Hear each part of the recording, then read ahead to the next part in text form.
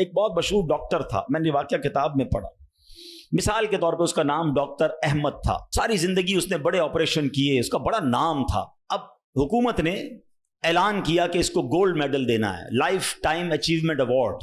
پوری زندگی اتنا کام کیا، اس ڈاکٹر کو ملک کے دارالحکومت میں بلایا جائے گا اور ایک بڑی تقریب ہوگی اور اس کو گولڈ میڈل دیا جائے گا. ڈاکٹر بڑا خوش کہ اتنا بڑا ایوارڈ ملنے والا ہے.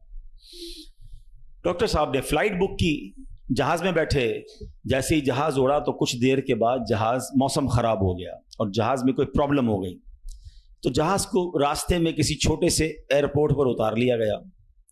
ڈاکٹر صاحب جہاز سے نکل کر عملے کے پاس جاتے ہیں کہ بھائی کب جہاز اڑے گا، میری تو وہاں بہت اہم تقریب ہے اور سارا پروگرام میرے لیے سجایا گیا ہے، میں چیف گیسٹ ہوں، مجھے گولڈ میڈل ملے گا، بتائیں دوبارہ جہاز کب اڑے گا.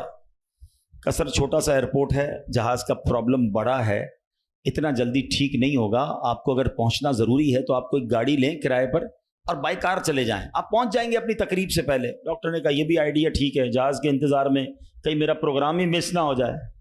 ڈاکٹر صاحب نے گاڑی بک کی، رینٹ کار لی.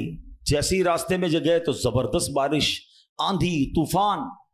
اس اندھیرے میں، اس آندھی طوفان میں ڈاکٹر صاحب راستہ بھول گئے اور کسی مین ہائی وے سے نکل کر گاؤں کے روڈ پہ چڑھ گئے. بہت دیر تک راستے میں، اب بھوک بھی لگ رہی، کھانا بھی نہیں کھایا، اندھیرا گپ، بارش ہو رہی ہے. اچانک ایک چھوٹا سا گاؤں میں گھر نظر آیا جس میں ایک بلب جل رہا تھا. ڈاکٹر صاحب نے کہا اب تو حالت ایسی ہو گئی، دروازہ کھٹکھٹایا. ایک بوڑھی عورت نے دروازہ کھولا. کب ماں جی کچھ کھانے پینے کو ملے گا، بہت بارش ہو رہی. کہا بیٹا اندر آ جاؤ. وہ اندر چلا گیا. ماں جی نے بڑی محبت سے اسے پانی بھی دیا، کچھ کھانے کو بھی دیا. تھوڑی سانس میں آئی تو ڈاکٹر نے دیکھا کہ برابر پہ بستر پر ایک نوجوان لیٹا ہوا تھا. کہا ماں جی یہ کون ہے؟ کہا بیٹا میرا بیٹا ہے. کیا ہو گیا اسے؟ کہا اس کو بہت بڑی بیماری ہے. ماں جی علاج کیوں نہیں کرواتی؟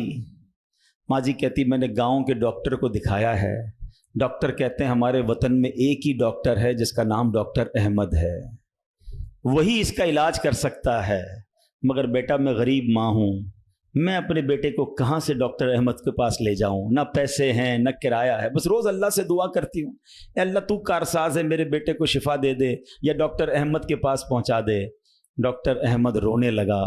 کہتا ہے ماں جی میں ہی ڈاکٹر احمد ہوں اور اللہ نے مجھے تیرے گھر پہ بھیج دیا ہے.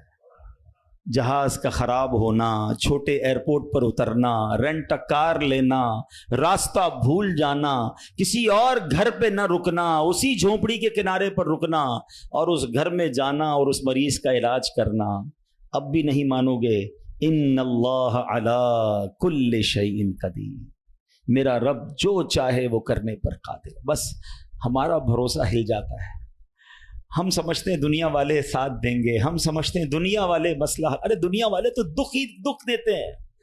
اپنا پرابلم بتاؤ تو ہنستے ہیں. ہم سے کہتے فکر نہ کرو، دوسروں کو بتاتے ہیں دیکھو اس کا یہ مسئلہ ہے، یہ فلاں کام کے لیے آیا تھا، اتنی بڑی بڑی باتیں کرتا ہے، اس کا یہ مسئلہ ہے. ہمارے مسئلے کو انجوائے کرتی ہے دنیا.